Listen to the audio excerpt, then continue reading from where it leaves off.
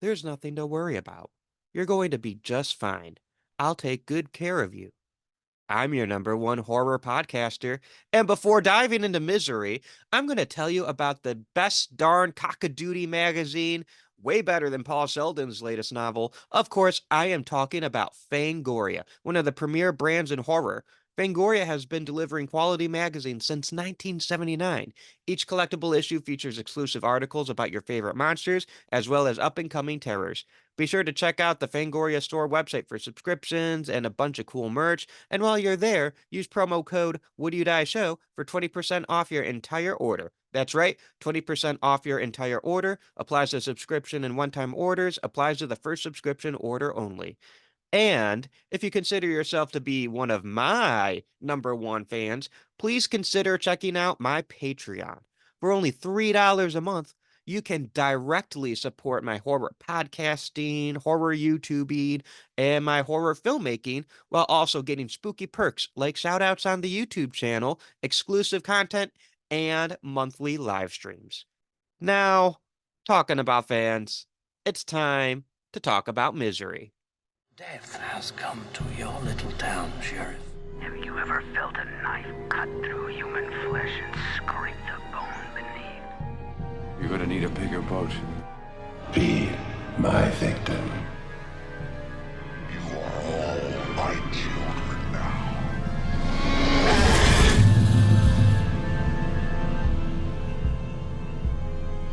Hello, my name is Austin Torres, and welcome to the Would You Die podcast, the show where we talk about our favorite horror monsters and villains. Today, I am joined by a fellow podcaster and cinephile and TikToker. Good thing I edit these.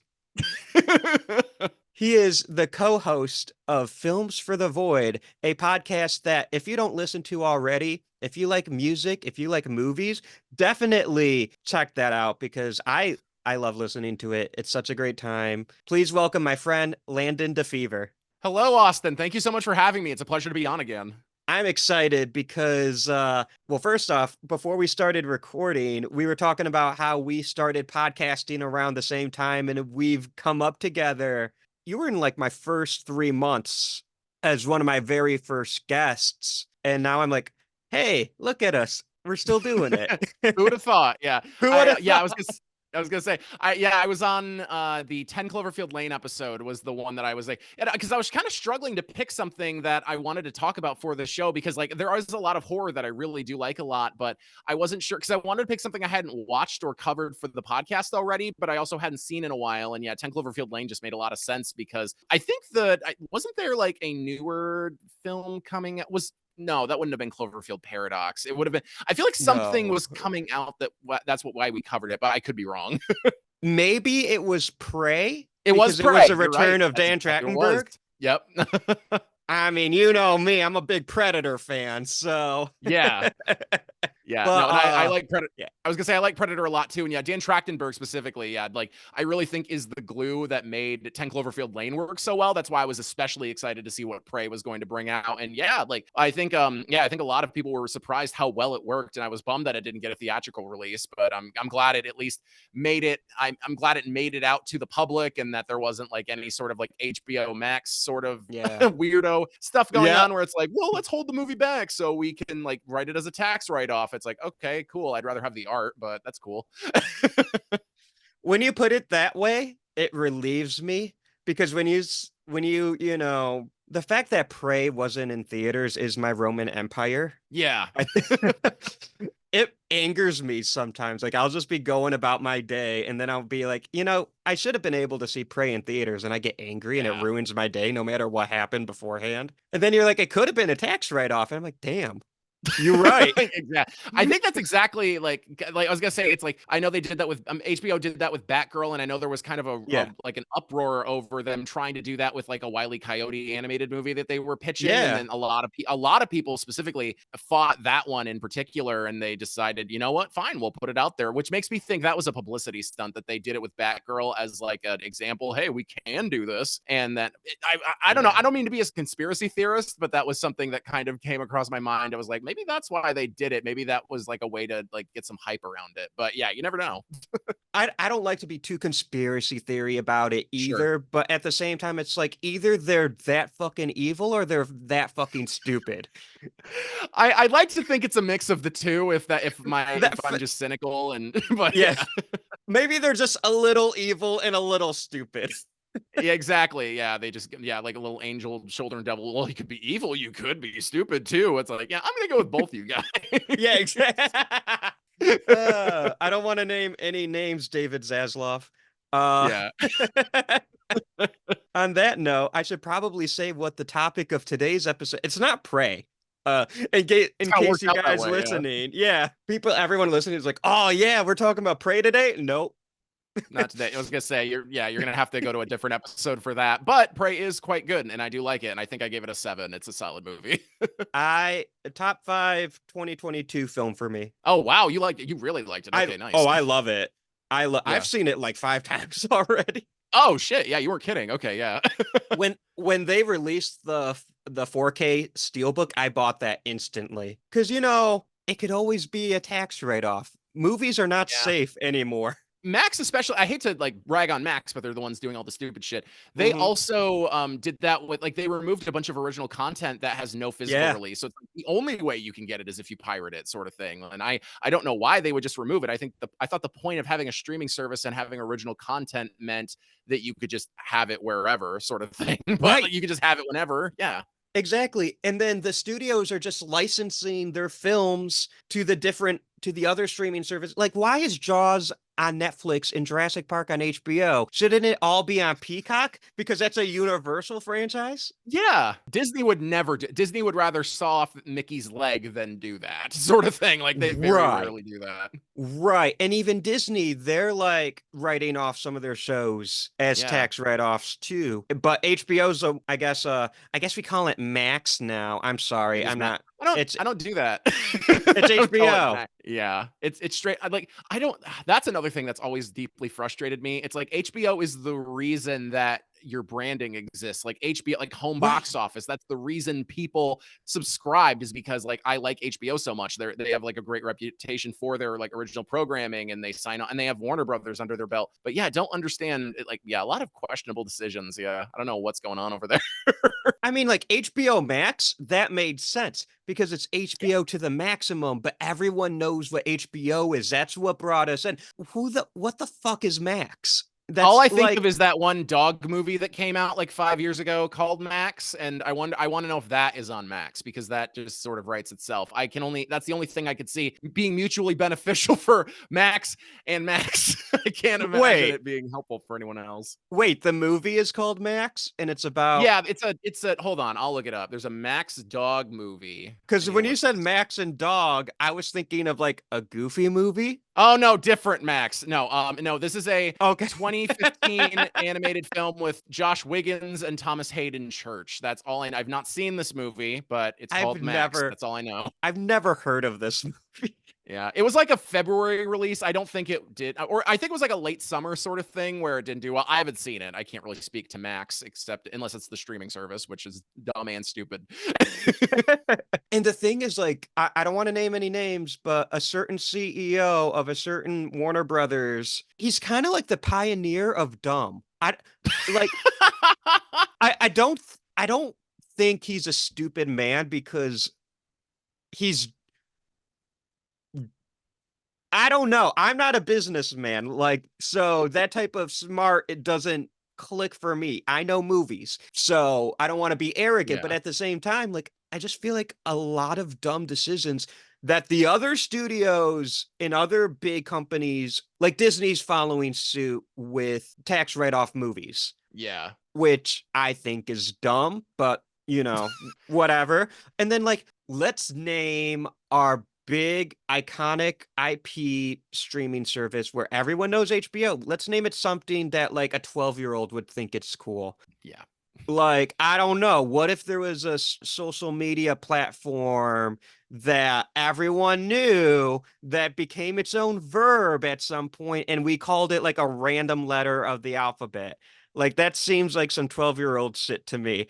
Not naming Yeah. any names. I know. Yeah. It's, I don't know. The streaming landscape in general has just gotten so oversaturated. And it's just like everything, especially like as someone that just got into football this year because the Lions did so well, Go getting, Lions! you know what's up? I was going to say, I see you wearing that sweatshirt. As someone that is finally like, okay, cool. I would like to watch the Lions. Okay, it's on a different streaming service every week. Good luck, fucker. That's Yeah. basically like all I experience. Like like 1 week it's Peacock, 1 week it's Paramount, 1 week it's on Fox, and I have to borrow my roommate's account, but I can't watch it on TV unless it's on his TV in his bedroom. Like it's so stupid. Like why can't I would happily pay like 20-30 bucks a month during football season for just all of the games to be able to watch all the games. Like I don't understand why it has to be that complicated. Well, they have like a NFL service, but it's like $200 or something. It's like really expensive. Yeah, I would never pay that. As someone that just got into football, that's not really great for someone that's like just a noob at this whole thing. But Right. yeah, I can't.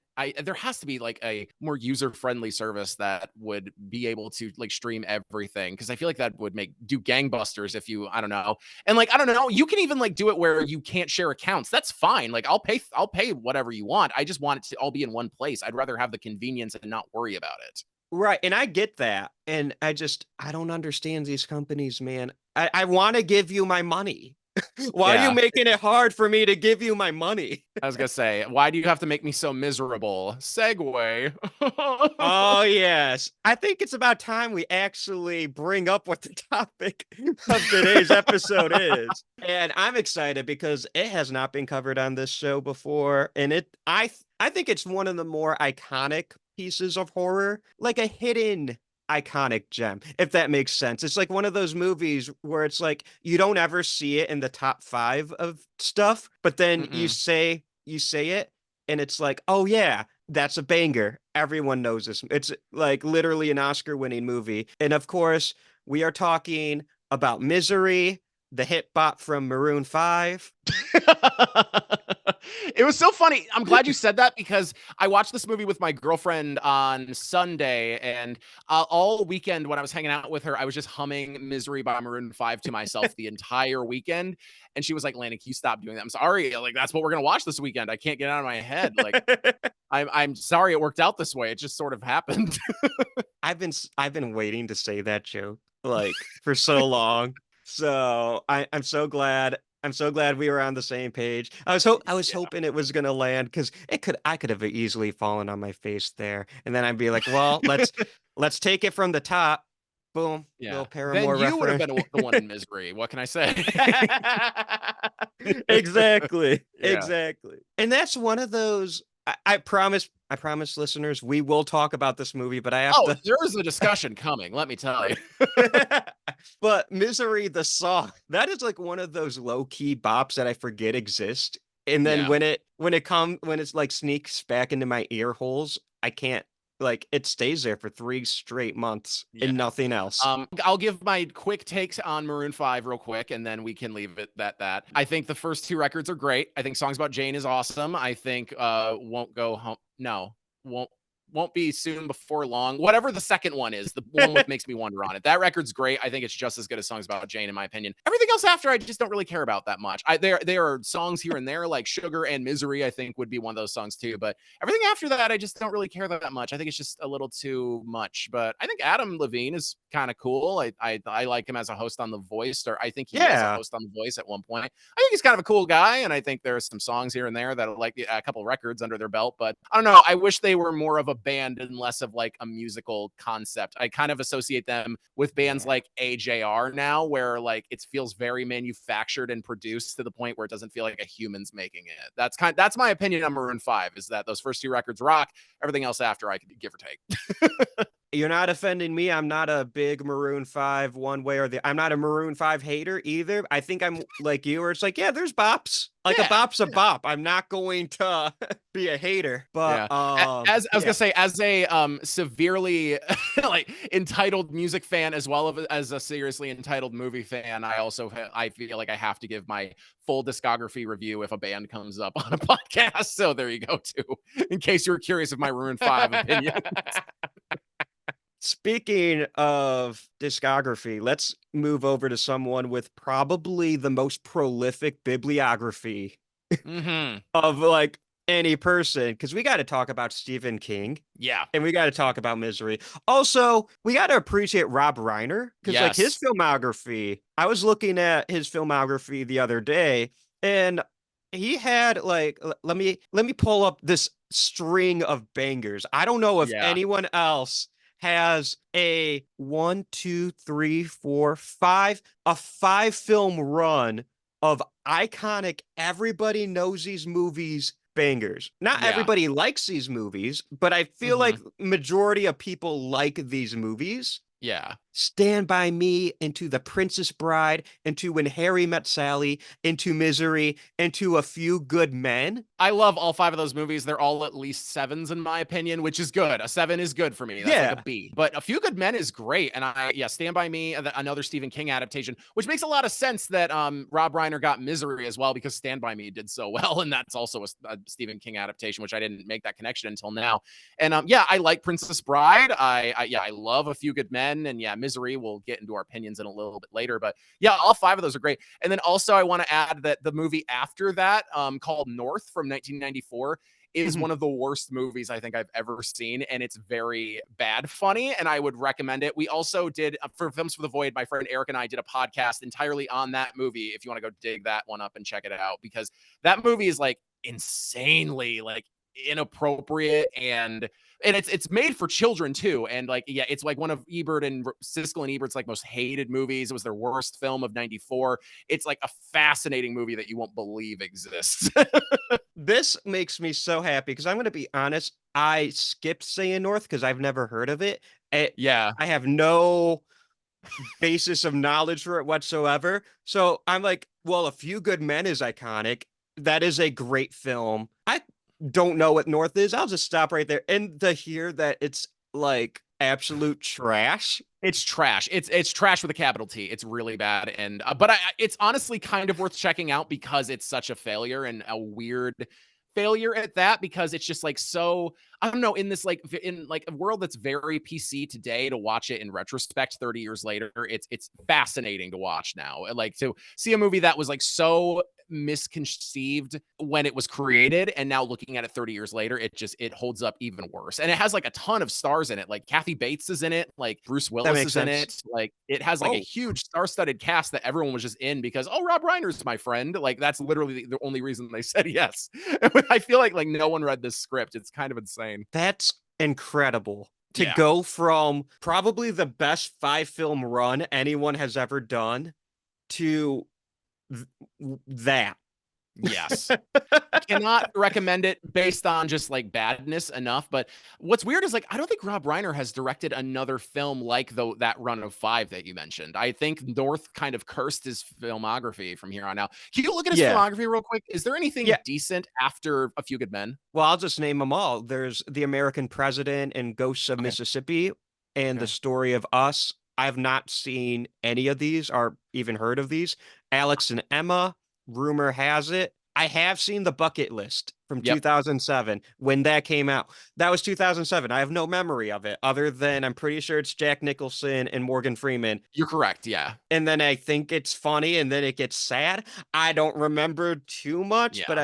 I have Yeah, vague none of those memories. movies. I was gonna say everything after A Few Good Men, everything you mentioned, I've heard of. Yeah. I've heard The Story of Us is really bad. I've heard Ghost of Mississippi was trying really hard to be an Oscar bait film and it Mm. failed. That's with like Whoopi Goldberg and Alec Baldwin. The American President, I've heard is pretty standard. I don't really remember much about it. It has Michael Douglas in it. Rumor has it is a pretty standard romantic comedy. The Bucket List I know did well because of those actors, and that film also started this trend of older actors doing like funny young people things that we kind of saw over the last like Yeah. 20 years. And I feel like that was the first one because it did gangbusters box office wise. And then I don't think, yeah, Reiner really hasn't done much after that, but he was very funny in The Wolf of Wall Street, which he's like the funniest part of that movie and a very funny He movie. is. Oh, I can go off on so many tangents. So I will. Martin Scorsese getting like other iconic filmmakers to act for him. Yeah.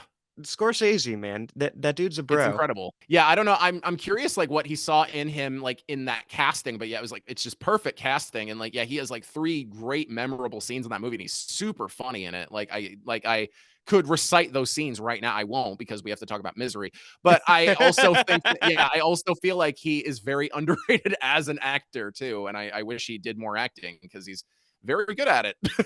Well, I think, and this leads into Misery and honestly A Few Good Men and Stand By Me, like his run of five. But like, I'm not surprised he's a good actor because he's directed very good perform and Oscar-winning performances. Yeah, for sure. It's Um, like I think you yeah, have a great actor being directed by told to what to do by a great director, and they both understand what needs to happen and why. I think that's why he works so well in that movie is because everyone's on the same page, and that's what happens when everyone has like an aligned vision like that. Everything works exactly how you're hoping it would be. no, and like that's so true. And it's like I think underappreciated aspect of directing when we're talking about directors or like other film podcasters and reviewers and stuff. It's like when we talk about directing, I think it's very easy for us to just look at where the camera is and what colors are being used and like the visual Yeah, aspects.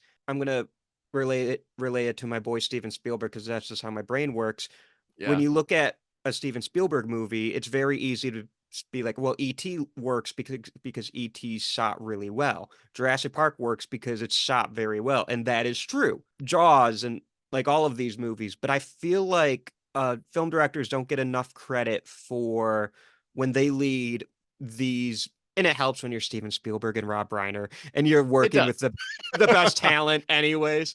Like, oh, I'm working with Tom Cruise. How hard do I have to work? Jack Yeah. Nicholson. Like, But I at re- the same time, but though, yeah, I would also would add too that like both of those actors have been in very bad movies too. Like Tom Cruise can yeah, go wrong when you're in Cocktail or Lions for Lambs, and Jack Nicholson is a pretty straight shooter for the most part. But he also was in Anger Management, which I know some people love, some people don't. It just kind of depends on right. what you're giving the actor and what they're giving back to you, based on what you're telling them, because that's what they're paid to do is being told what to do. They can provide feedback or thoughts, but I mean, you're being told what to do at the end of the day.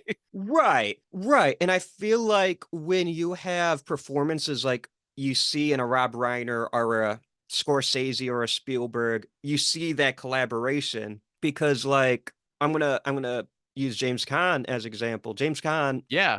like rest in peace.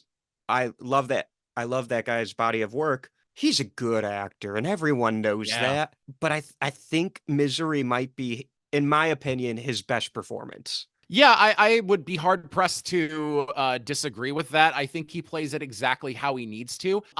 For a long time, like as a movie loving kid, I only really knew him from Elf as Buddy's biological father. And I think he does a really nice job in that film being understated, also trying to like underplaying it as like trying to understand what's going on. But he's also like this hardwired New York guy who's on the naughty list and is trying to half ass a children's book, like the worst industry you could possibly be in, where you need to be lighthearted and creative and focused. And but he also is like trying to understand and like make the best of the situation. So like he plays that role very well, and that's what I'll always sort of associate with him. But he has like a very prolific filmography all throughout the 70s and 80s as well. He's very good in the Michael Mann's movie Thief too. That's the only other thing I can think of off the top of my head. But yeah, he's a yeah. Oh, he's in the Godfather films too, Yeah, I was if I'm about not to say, mistaken, right? Yeah. yeah, he's Sonny. Yeah, yeah. There you go. I was gonna say I've only seen all of the Godfather movies once. That's why it didn't jump right out at me. And I've seen Elf like over 15 times over my Oh, lifetime. Elf is my go-to James Caan movie as well. I mean, we're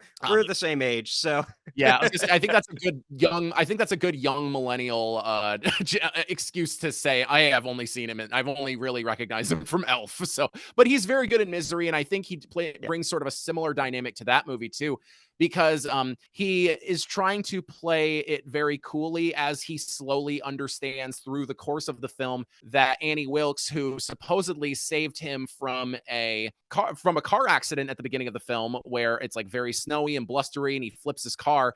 he's pretty much a goner if he doesn't get help. And sure enough, Annie pulls him out, brings her back to her house, and both of his legs are broken. One of his arms is in a sling, and he's just trusting on blind faith that she's being very nice to him, if a little bit eccentric and offbeat, that she's eventually going to let him help him, and then he'll be on his way, and that this is just sort of a temporary impasse. But as things slowly develop, we learn more about Annie, and he has to react in real time to the insane behavior that she's displaying of being too comfortable and close, and revealing a little bit too much about herself, or like minor things like if you live in the woods in Colorado, like you're not going to have as a bunch of normal social interactions like some people will. And then we start to think, oh, maybe she's just has a weird parasocial relationship with him, where she obviously is a big fan of his works, and he thinks, oh, that's nice. Like, well, hey, she's helping me out. Like, I'm in a really tough spot. I literally can't leave the bed because my legs are broken. But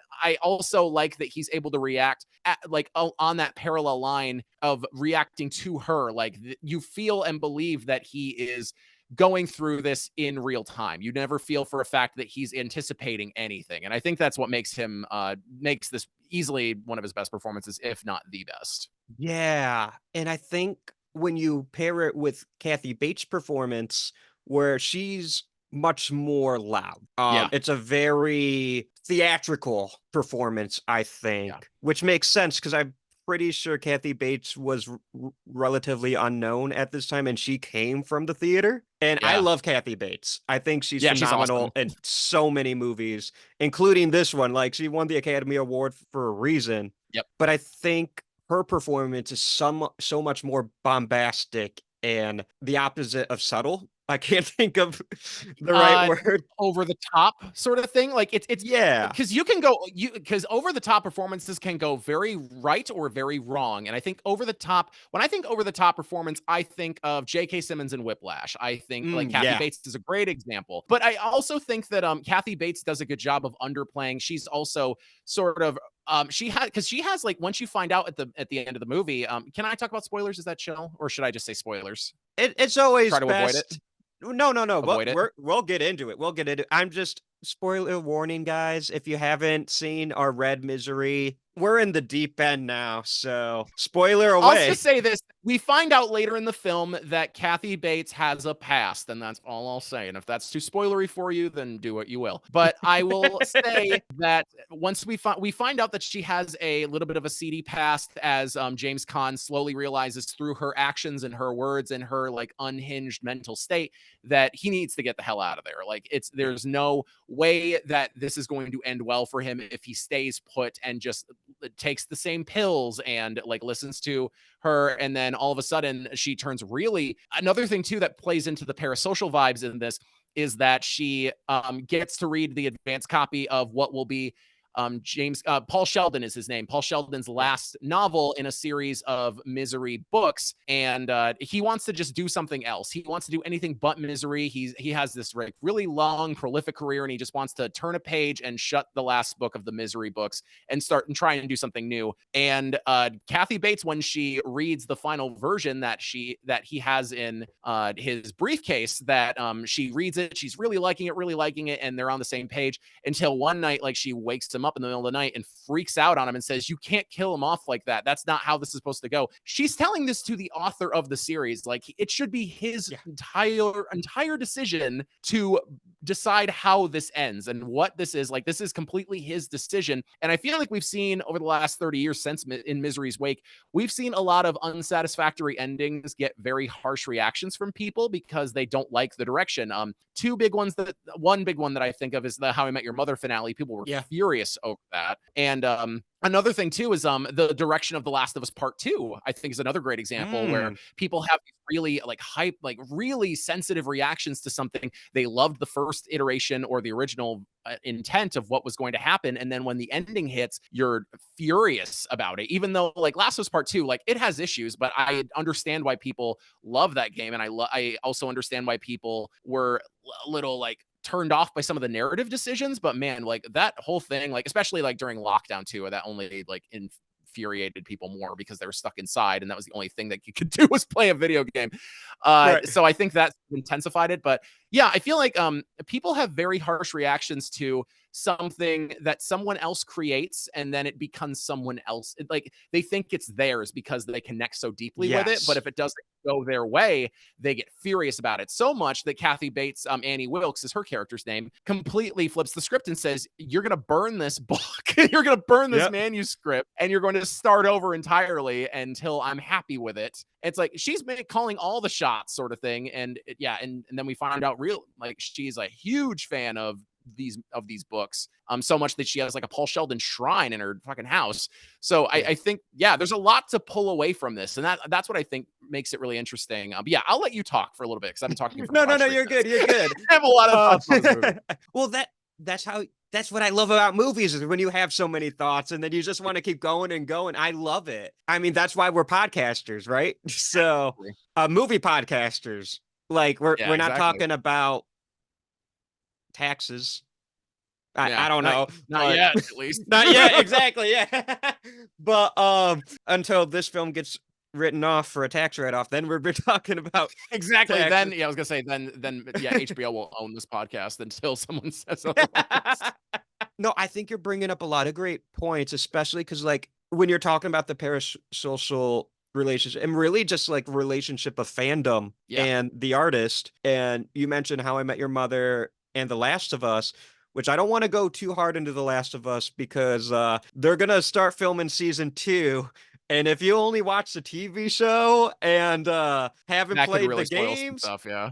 yeah, I don't mind spoiling a 30-year-old movie and an even older book. A Yeah, very fair. recent video game with the TV show adaptation not out yet, I'm not going to spoil.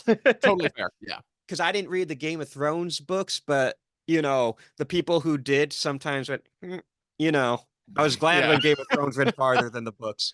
I was glad Yeah. it ended the way it no, I'm kidding. But and my rewatch of Misery, I thought of Star Wars. Oh, interesting. How'd you make that comparison? I made that comparison because in the same way, I think where you thought of like Paul Sheldon being trapped by trying to please a fan, but wanting to do his own things and fans won't let him. I really see George Lucas having gone through that, especially with the Yeah. prequel trilogy, where it's like Yeah. people love Star Wars to the point where people hate Star Wars. Like these newer iterations of it, I should say, or at least like the big ones. I feel like the Yeah. biggest, I was gonna say the biggest points of criticism I think in the series of Star Wars would probably be the first film. Eventually, I know I think Attack of the Clones is worse than the first one, but Mhm. I know that like the first one was tricky because people were so hyped for it that they were like Yeah. that they were almost in denial for a long time that it was a bad movie, and then all of a sudden after sitting on it and thinking about it and like just analyzing these really crucial decisions where you realize that like there are a lot of problems with it and it is very annoying and there's racist humor and stereotypes and a bunch of dumb shit in it. But then I think by the time the second movie came out, people were a lot less forgiving, and that film like didn't do nearly as well. It still made a lot of money, obviously. It's Star Wars. It's It's gonna make Star a Wars, shitload of yeah. money. But I feel like, and then Last Jedi too. But I feel like the Last Jedi criticism was a lot harsher too because I think people took that film more personally because of some of like the narrative decisions and the directions they were trying to go with the ideas of the Force and Mhm. things like that. But at the same time, though, I think it was easier too to pick and criticize certain things with those films because we in 2001 you didn't have nearly as much access to media and like Right. online media and revisiting things in a vacuum sort of thing where you can only analyze and see the Phantom Menace if you see it over and over and over and you keep going back to theaters. There even like piracy Right. wasn't that big at the time. You could just buy like camcorder rips off the street of it, but you couldn't really analyze it and pinpoint and talk about it nearly as well or as efficiently as you can today. And I think that's the big reason Right. why The Last of Us 2 hate had so much vitriol into it too, was because like, hey, like people are all online at their house and they can talk about however they want, sort of thing. I think there's a lot to that whole argument and discussion that can be talked about. Yeah, and I really see it and where it's like equating Paul Sheldon to George Lucas in a sense. I don't know if George Lucas ever wanted to leave Star Wars but it's clear that his experience with the prequel trilogy and like the amount of hate he got for it, like, yeah, I get why he sold Lucasfilm to Disney. Like, Yeah. there's Apparently literally a he documentary called apparently The he didn't People even want to versus. direct the he didn't even want to direct the prequels. He asked Steven Spielberg. He even asked David Lynch if he wanted to direct the first one, I think, and they all said no because it was such a huge concept and undertaking to Yeah. go through all that. And when you're also apparently, and I've also heard George Lucas, especially during the prequels, was very much an armchair director as well. He wasn't giving like a lot of it. He was more focused on the effects than the actual performances themselves, which is why you have great actors like Samuel L. Jackson talking out of their ass and giving weird, like stoic performances that are very dry. Not like anything they've ever done. But Right. yeah, I think there's a lot to consider when it comes to that. I will go on the record. I think Revenge of the Sith is a banger. Yeah, that's totally fair. I like it. It's definitely the best of those three, and I like it more than the last of the new films for sure. It's not bad. I think I gave it a 6. I did like it for the most part. 10 out of 10, baby. Let's Fair. go.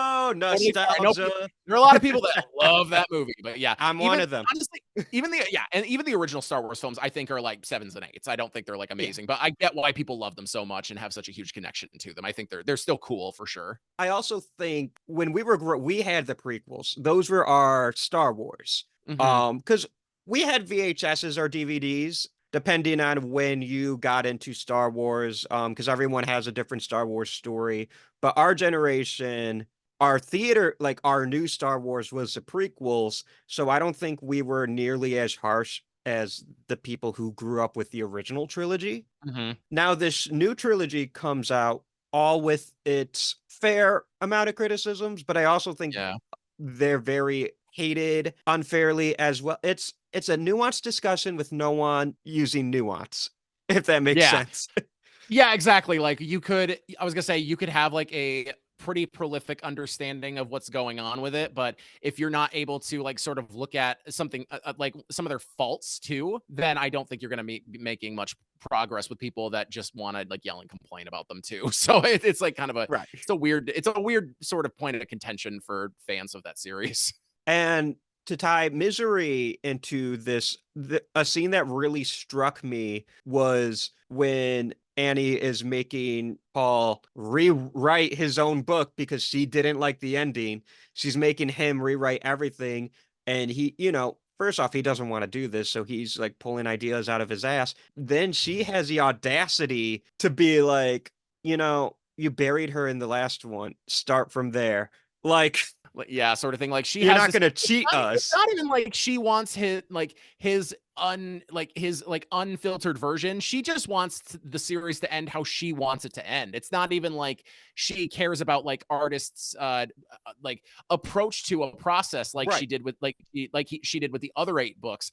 But it's just, yeah, I don't know. It's one of those things like you get it in your head how you want something to wrap up in a really nice and satisfying, neat little bow. But yeah, you can't have your cake and eat it too. Like, do you respect the vision of who is creating these things, or do you just want it to end in a nice little bow that you can like be satisfied by, sort of thing? And frankly, I don't think she wants this series to end ever, even after he Yeah. dies. I consider it the fact that she is has her life entrenched in this, that and like sees herself in misery herself, that she cannot separate herself from the fact that this series is ending, and even if it's unceremoniously ending, it's ending, and she can't accept that. And she has him by the balls essentially and says, hey, like, your legs are broken, you're gonna rewrite this. Right. And when she's doing it, she has such a surface level understanding of like she's getting into every single detail, telling Paul actually it couldn't have been like a mystery blood transfusion because so and so didn't make it to the car, whatever. Yeah. And it's like, that's fair, sure, but she missed the whole point that Misery should not be coming back to life at all. Yeah. Yeah, exactly. And another thing too, I would love to add to the conversation a little bit too. I Yeah. was very interested in Stephen King's intentions of writing this film. If he went through like a very similar thing, because there's another film that's kind of similar to this film. It's a much worse film. I don't know if you've seen it. Have you seen The Fanatic from 2019? Is John Travolta? I've heard, is it the one is it the one directed by the Limp Fred Durst? Bizkit guy? Yep, that's exactly the movie. I haven't Yeah, seen it, but I know of it. It is a very unsubtle, very less nuanced version of Misery in a lot of ways. It's just John Travolta plays a stalker that's stalking this like horror fan, like this big horror star, and Mhm. it's played by Devon Sawa. And yes, Who's a it's an legit horror star. who's legit. Yeah, he's in the Final Destination films. It is a not good but very very funny movie, and I would recommend it on the basis of it's not. It's different in the way that North is bad. North is just fascinatingly bad. North, the Fanatic you can laugh at and enjoy it, and I actually I've watched it probably like 5 times. It's very very funny. Mhm. But yeah, the Fanatic is it's a version of this where well, the reason I bring it up is because Fred Durst, the director, the star of Limp Bizkit, apparently 8 years ago, before the making of the film, he had a Limp Bizkit fan who was a stalker and was like visiting him at his house, and that's what sort Ugh. of inspired the movie. But the script itself, I don't know who wrote the film, but I guess that was his big reasoning for wanting to do it. And I looked into Stephen King's backstory behind this too. I assumed he had a very similar thing where maybe he didn't get in an accident and kidnapped, obviously, but he Right. maybe like got some weird feedback. And apparently, when he was making the transition from horror to fantasy, like his bibliography, he was writing like pretty consistently in the horror genre. And then he made a fantasy book, and a lot of people were very pissed off that he made that direction change, which I think was the big inspiration for why he decided to make a movie, talking about how like fans are very prickly about when a creator decides to step away from their primary craft and deal in a different medium or a genre or what have you. Yeah. And on top of all that, apparently he was going through a lot of my girlfriend looked this up while we were watching the movie, and she looked up that apparently he had a lot of drug issues, a drug addiction too. He was Yeah. addicted to cocaine, and I guess Annie was a metaphor for his cocaine use, sort of thing. Like he sort of I don't remember the exact connection, so I would recommend looking it up for like the succinct version of it. But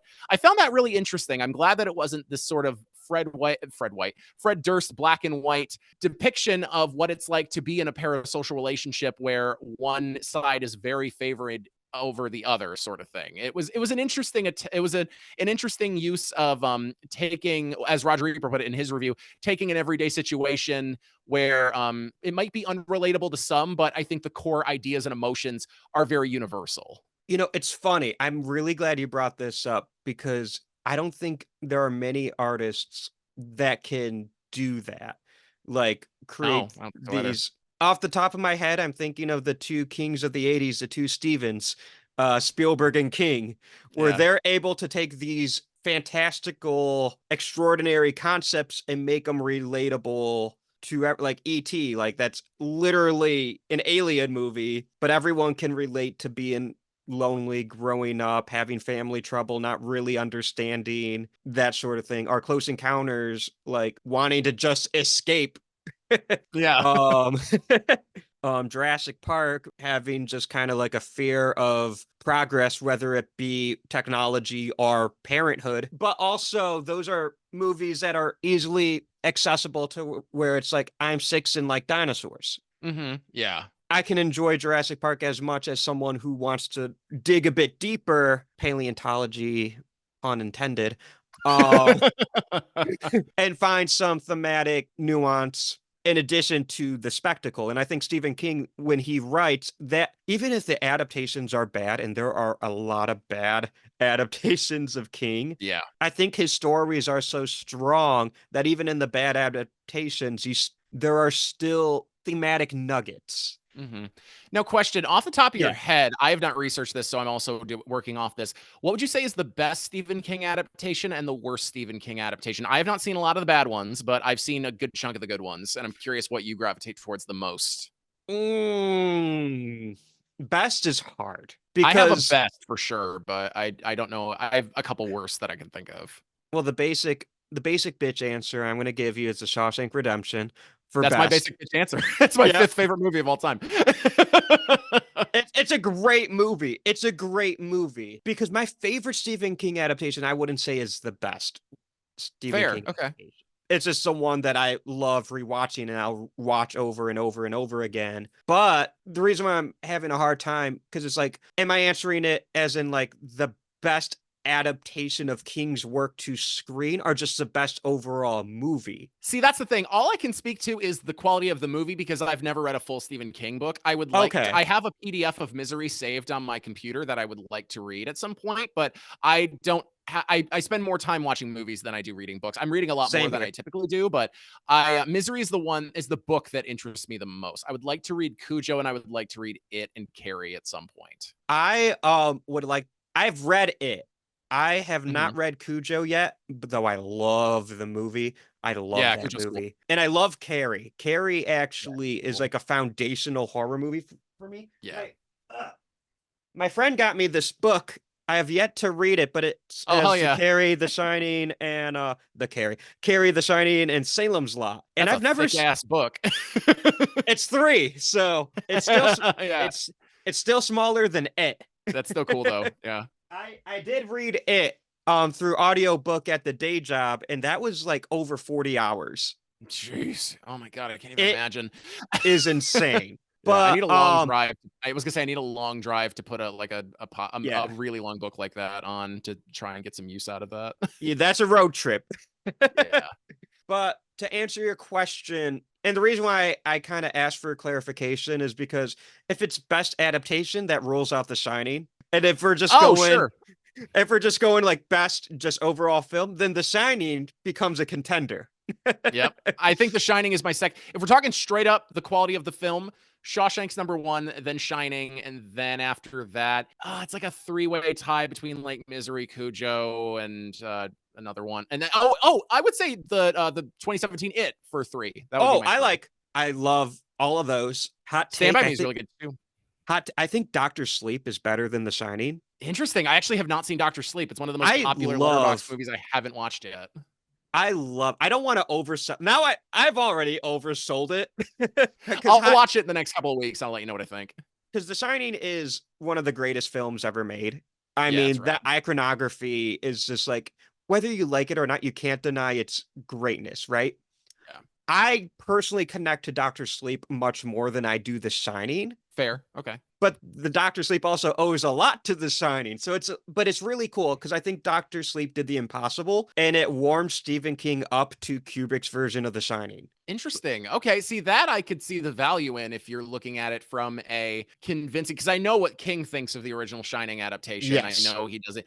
I know it. Everyone says it's like one of the greatest horror movies of all time, but he just is so he seems salty that his original vision was not put in the right light or it didn't come out how he was hoping Right. it would be. Especially because it was such a personal novel to him. Like Yeah. he put a lot of himself into The Shining and into that character of Jack Torrance. So when Jack Nicholson's crazy from the gate, like I get it. I get why he Yeah. didn't care for it. But I think Mike Flanagan, just his work in general, he is so in tune with what King does well. I think there's a reason why Mike Flanagan was the guy who ended up adapting Gerald's Game, which was for a long time thought to be unfilmable. Interesting. Okay. That I was gonna say that I have not seen. Yeah. You should definitely check out Gerald. It's not one of my favorites, but I think it's really well done. And I think if you're familiar with Flanagan's work from like his TV shows, I think he has that King sort of heart and warmth. Stephen King's a very warm writer, even though he Yeah. talks about scary shit. Yeah, for sure. I was gonna yeah. say the only Stephen King book I own, actually, I haven't read this yet. I'm going to. My mom actually recommended that I check it out. Is his memoir about writing. It's Oh, literally on called Stephen writing? King. Yeah, I have a copy. Hold on. Boom, right there. It is so good. That book I've is heard it's so awesome. good. Yeah, You're I'm very gonna excited read to it and you're just gonna Not be terribly so long. inspired to do whatever you're doing. Yeah. No, my mom recommended that because she read it for a book club, I think, and she like gushed about it so much that I grabbed it off of Thrift Books and it's been on my shelf for a few months. But yeah, I would like to read it at least this year. I would like to check it out because I've been trying to like read more books Yeah. about the perspective of writing from writers who have made it. I feel like that's a good resource to use, if that makes sense. I'm reading Oh yeah. I'm gonna start reading Bird by Bird by Anne Lamott. That's another one that I think is a memoir, like of a series of essays about what it means to write, and I think it could be my mom said it's very beneficial, so I want to read that and on writing. I think you're gonna like both. And I'm going to give you a recommendation real quick. It's not a Yeah, please. writer about writing, but I think it's still very inspirational if you need, like, for me, it goes right hand in hand with Stephen King's on writing. And that is going to be, you should check out Robert Rodriguez's Rebel Without a Crew. Yes! I So love funny you that said book. that.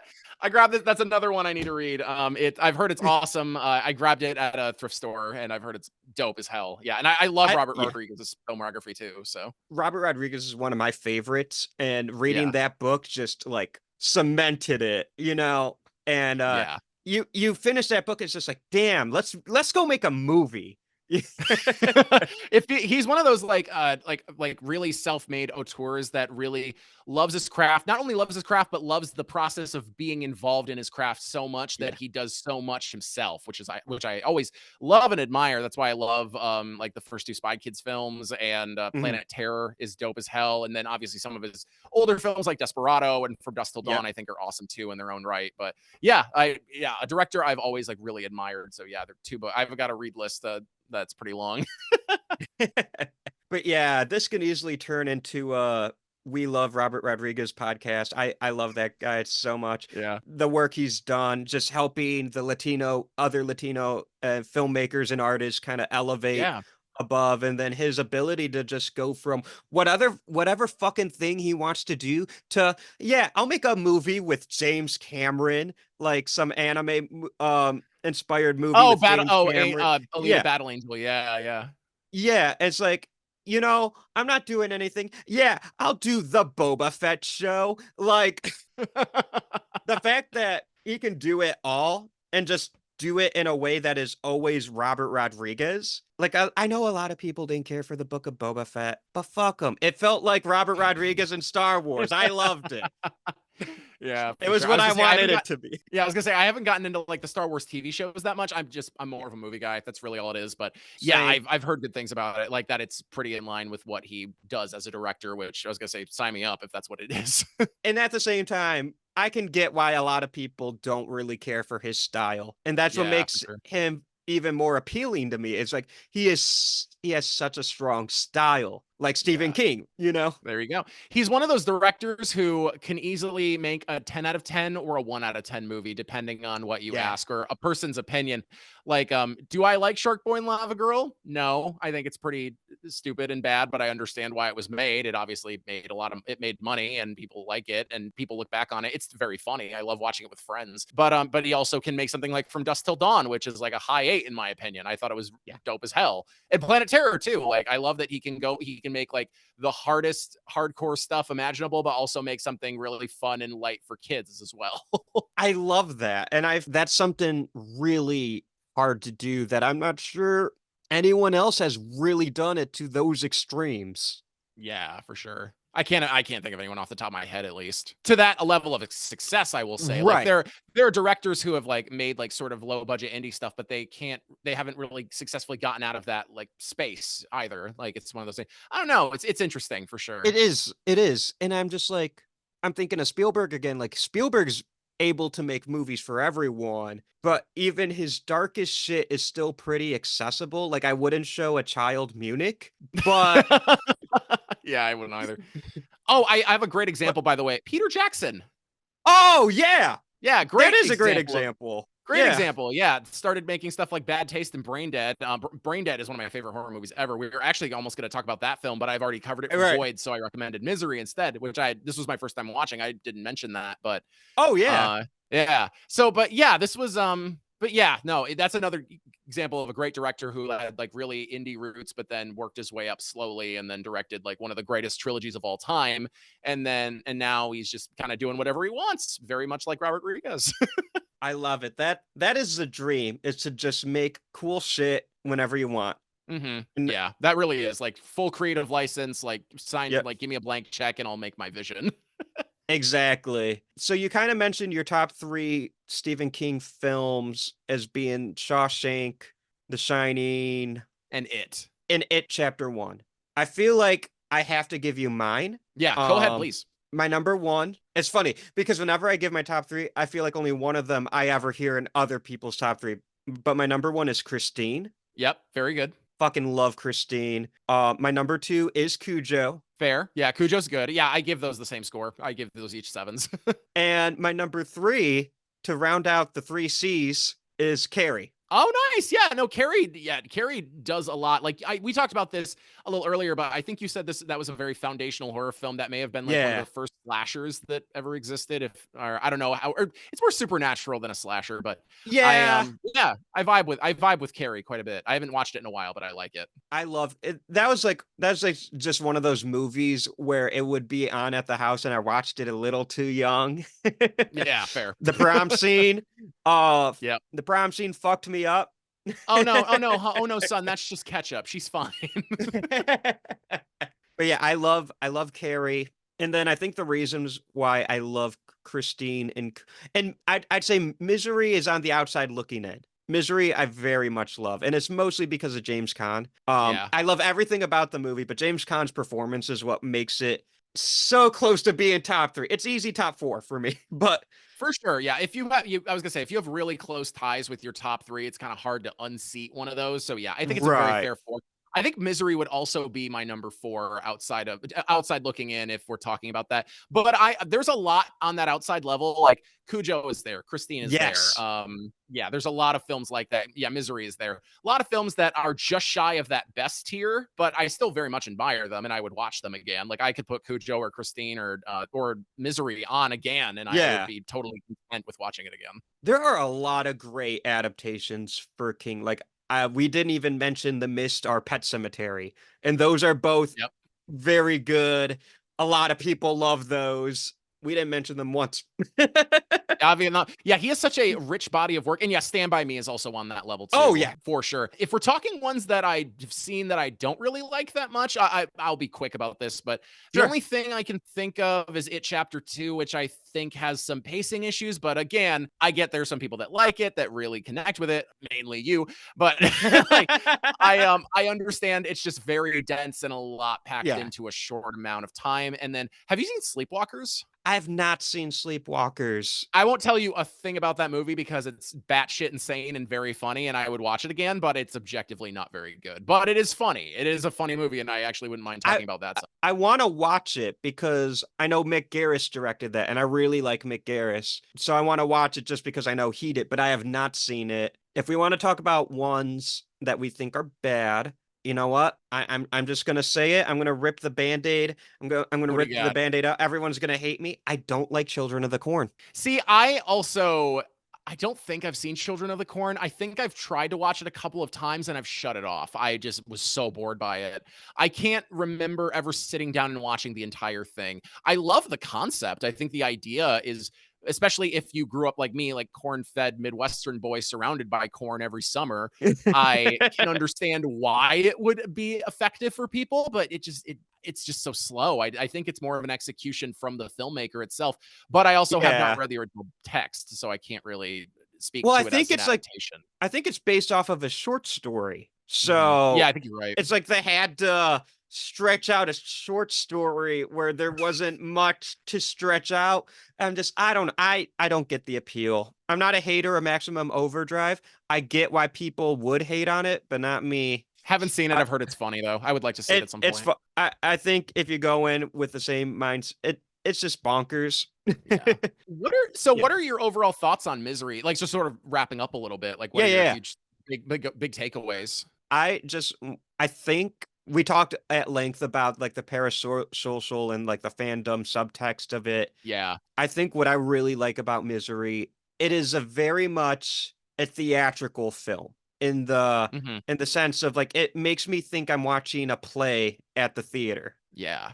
And there's great cinematography and there is cinema in it, but I feel like it's a very straightforward direction. Like when there's a close up on something, you best be paying attention. Mhm. And it's really just watching these great performances by James Caan and Kathy Bates' flashier performance with James Caan's more straight man type of performance, and they just elevate each other so well. Yeah, very much so. Yeah, I think Reiner does a great job of directing both his actors and sort of keep it. There's a lot of close-ups on like you say, specific things, like things that I didn't even notice for the watching this until like my girlfriend. Oh yeah, see that happen. Like the penguin being turned the other way, Yeah. sort of thing. Like that's how she noticed that he got out. And then little things like that, like a lot of close-ups. Like it's a very intense sort of experience like that. And but I agree with you. I think the script is very linear. I think there are only like I think 8 characters in the whole film. It's mostly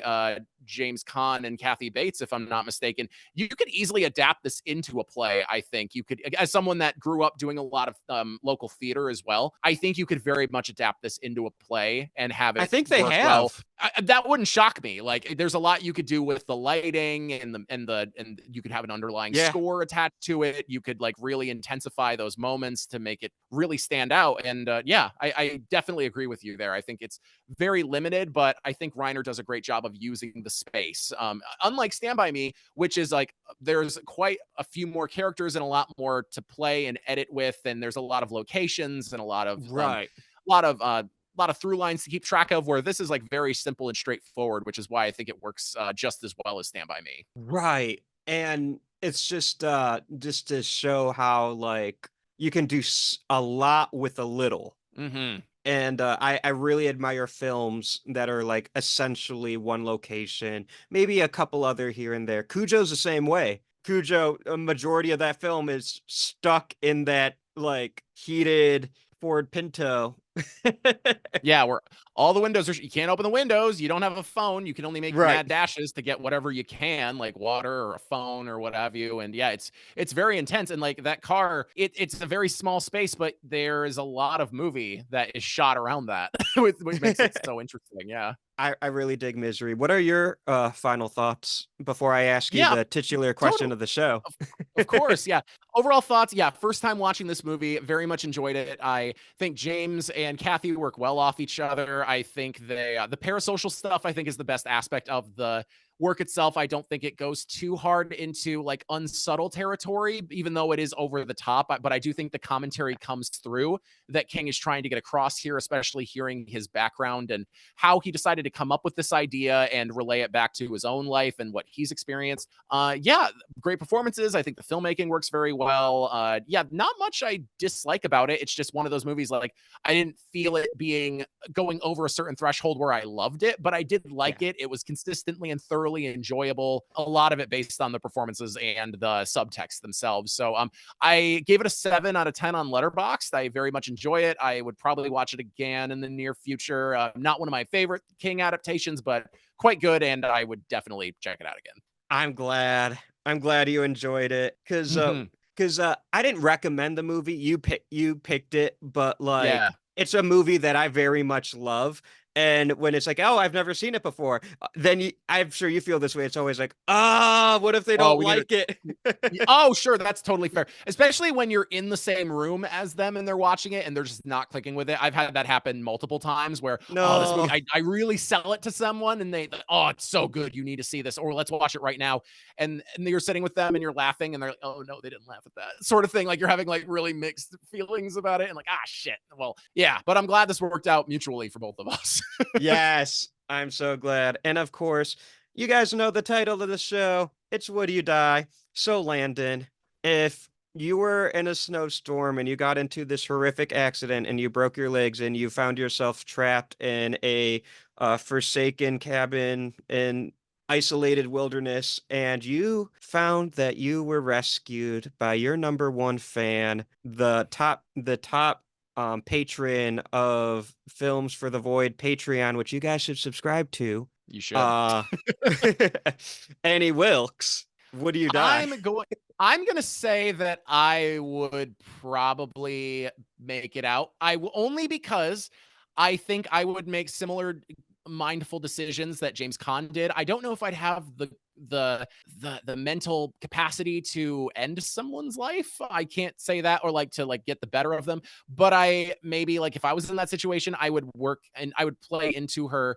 favor a little bit more. I would agree with her a little bit more. I think her plan was always to never let him go, sort of thing. I don't think there was any way he was going to get out of there unless he physically like killed her or something.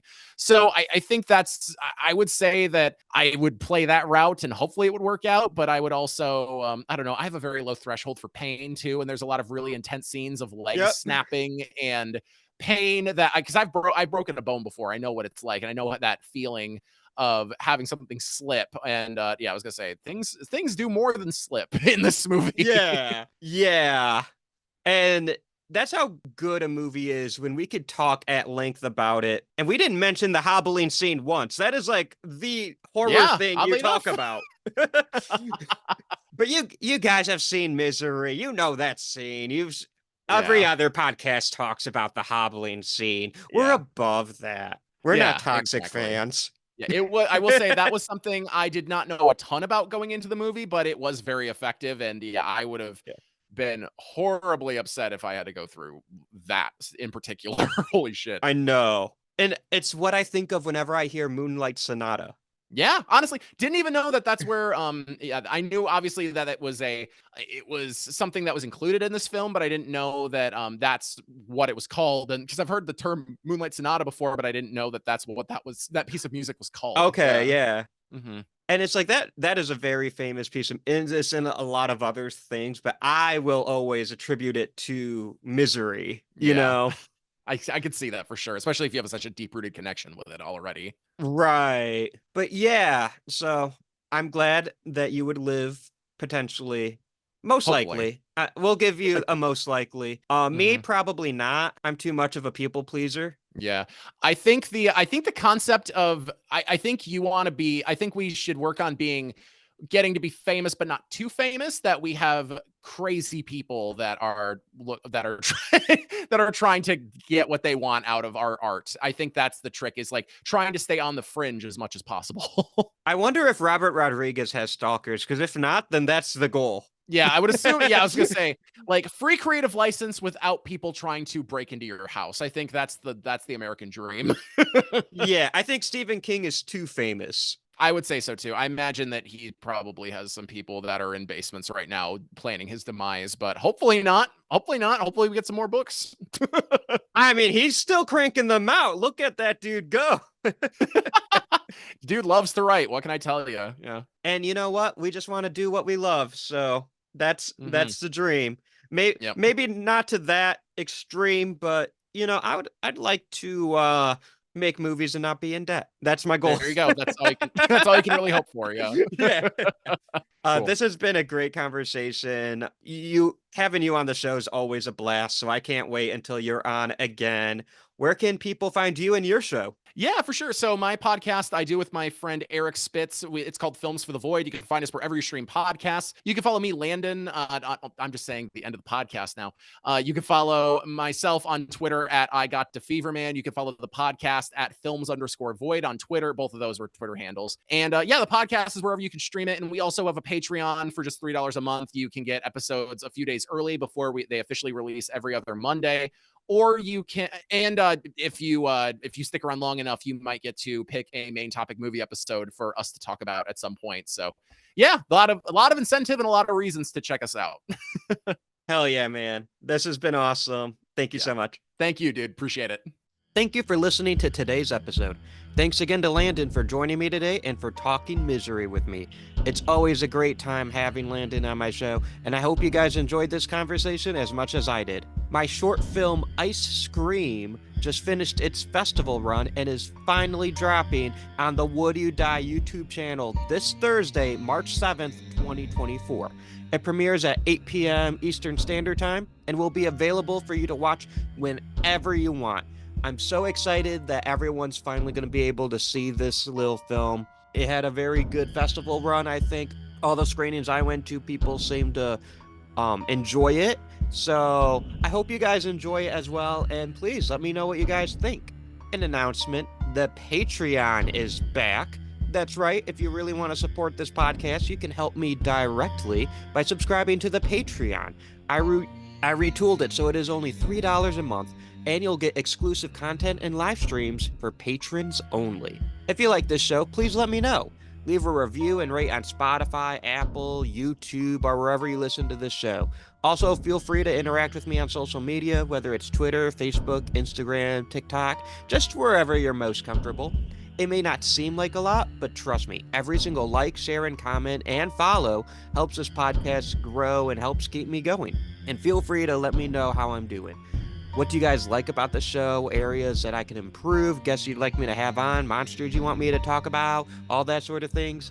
Let me know what you guys think. A reminder, I just became an affiliate for FANGORIA, one of the premier brands in horror. I definitely recommend checking out their magazine and even subscribing. And if you decide to do that, don't forget to use the promo code WoodYouDieShow for 20% off your entire order.